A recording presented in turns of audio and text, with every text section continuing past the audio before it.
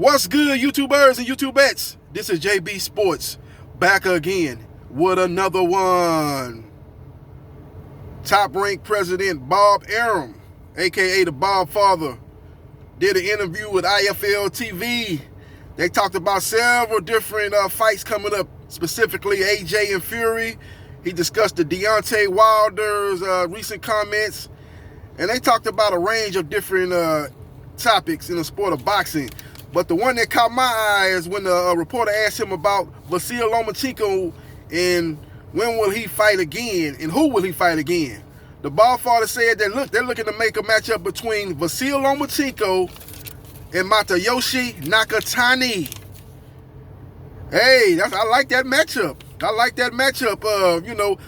Give Vasyl Lomachenko big credit if he takes this fight, because after coming off a loss versus Teofimo Lopez, him and his team could have said, look, let's get an easy win up under our belt and then chase the big names again and try to get back up on top and get to the position we once held when we was at the top of many people pound for pound list.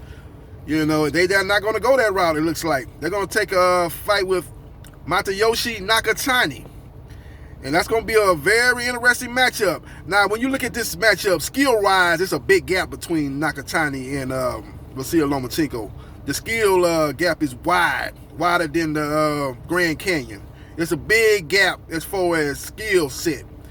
But the one thing about Nakatani is that guy's going to keep coming. He's going to keep throwing that right hand. He's a very tall, rangy fighter. He doesn't use his height well, in my opinion. He kind of fights down to his opponent instead of using the height that he has. He's very tall for the division of lightweights. He's very tall for that division, but he doesn't seem to use his height well. That kind of reminds me of Paul Williams. Well, Paul Williams was a very tall welterweight, but he didn't use his height very well. He was still able to win a lot of fights due to his grit and determination, but he didn't use the skill set and God-given talent that he had, and he didn't use those distinct physical advantage to his favor.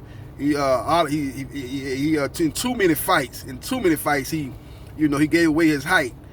And he made fights much tougher, in my opinion, than they needed to be. But he was able to make a lot of fan-friendly fights, and that's why he's go down, despite a relatively short boxing career. He was on the scene for probably about 3 or 4 years where his name was pretty big. He was featured on HBO in a lot of big fights with Sergio Martinez, fighting Antonio Margarita. But it was short-lived, and I thought he was on the verge of actually fighting Canelo Alvarez before he got into that motorcycle accident that took him out of the sport of boxing. But to me, at that point, he was already on the downside of his career, and I think he was going to be food for Canelo Alvarez. But that's a guy that had a lot of talent but didn't use his height. Kind of reminds me of Nakatani. Doesn't have the skill set that Paul Williams had, but he's a guy that's very tall, but doesn't, in my opinion, use his height to his advantage. But nevertheless, his height is going to be a problem for Vasyl Lomachenko, because Vasyl Lomachenko is one of the shorter fighters at 135 pounds. He's probably around, 5'5", and Nakatani is around 5'11". So that's going to be a 6-inch height advantage, and he's going to have a reach advantage also in this fight. So it's going to be make for a very interesting fight, because if Vasyl Lomachenko cannot hurt Nakatani and at least get his respect early on in that fight, Nakatani is going to keep pushing forward. He's going to keep throwing that right hand, man. It's going to be one of those fights where Vasyl Lomachenko is going to be dominating as far as round by round scoring. He's going to be winning rounds, but it's going to get very, very interesting as you get towards the second half of the fight, when Lomachenko starts to slow down, as he showed in the Luke Campbell fight. And I think that kind of played a part in the Teofimo Lopez fight. The reason why he kind of didn't get out to a real fast start, I think he was trying to preserve his energy for the second half of that fight, and he wouldn't have to worry about maybe fading like he kind of did, in my opinion, in a Luke Campbell fight. He kind of faded in spurts, and Luke Campbell was able to hurt him multiple times. And I thought there was more fatigue on Lomachenko's part as what led to those defensive mistakes and getting caught with shots by Luke Campbell. So I think he's going to have to really worry about that, as he's been in boxing a long time. I know people saying, what are you talking about, JB Sports? He's only had 18, 19 fights. He's not even had 20 fights. Yeah, but he's had a lot of amateur fights.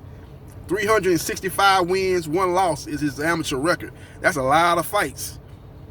And now he's fighting professionally, so he's been in the ring for a lot of rounds. And he's not a young, in my opinion, I think he's around 32, 31, 32, Lomachenko. He's not a young, fresh, young 31, 32. Not all 31 to 32s year old fighters are made equal. You got some, it's all about how many rounds if you boxed in your boxing career. And that lets you know the difference between a guy that's a little bit fresher at the age of 31 and a guy that's a little bit more shock worn at the age of 31. So I think Lomachenko is going to have to really be wary of that in the second half of that fight as he kind of slows down, and Nakatani is still pressing forward, still throwing shots, still looking as fresh as he looked in the first round. He's going to be looking the same way in the 8th and 9th round, throwing those right hands, and that's his signature punch.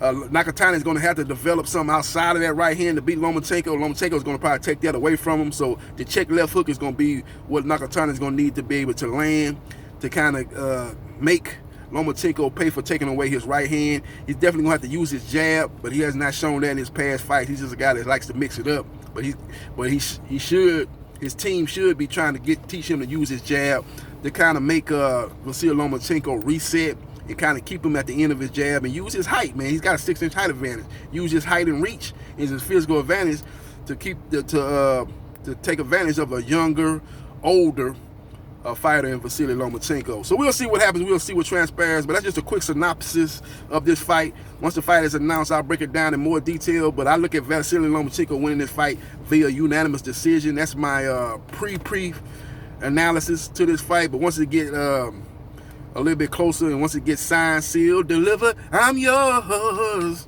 Once it gets signed, sealed, and delivered, then we'll be able to break it down a little bit more in depth, man. But I'm excited about this, man. And the fight is going to take place in the summer of 2021 on ESPN. Is what they're looking to have this fight. So maybe sometime between July, August, and September, we should see this matchup. And it's a good matchup, man. Nakatani's been in there with some good fighters. Been in there with Teofimo Lopez, gave him his toughest battle. He just got through knocking out the young Puerto Rican sensation, the guy that they was lining up, Top Rank was lining up thinking it was going to be the next big thing for Top Rank boxing. He was able to come back in that fight after being dropped multiple times earlier in that fight. He was able to come back and ultimately stop the Puerto Rican sensation in his last fight. So Nakatani has showed that he's a guy that's very tough physically and tough mentally. And it's going to be a good fight and a good measuring stick for Vasyl Lomachenko. If he can get the win over a guy like Nakatani, got to put him right back on the championship level, ready to fight and compete for a title at 135 pounds. Let me know your thoughts about this particular matchup and who you like between Vasyl Lomachenko and Masayoshi Nakatani. Fight that's slated to take place in the summer of 2021 is the time that ESPN and Top Rank is looking to put this fight on. Let me know your thoughts. And hit the like button if you like the content of this video, and subscribe to JB Sports, the man, the myth, the legend. I'll holla.